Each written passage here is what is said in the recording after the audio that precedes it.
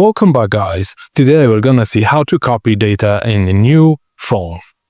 Firstly, turn both your new and old Android phones. On your new phone, follow the on-screen prompts to set up using another device. Keep your old phone unlocked and nearby. You may see a QR code on the new device. Use your old device's camera to scan it and start the wireless conversation.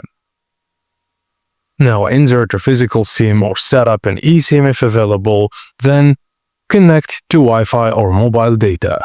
Sign in to your Google account to sync contacts, calendar and app data, then set up security settings like your fingerprint or PIN.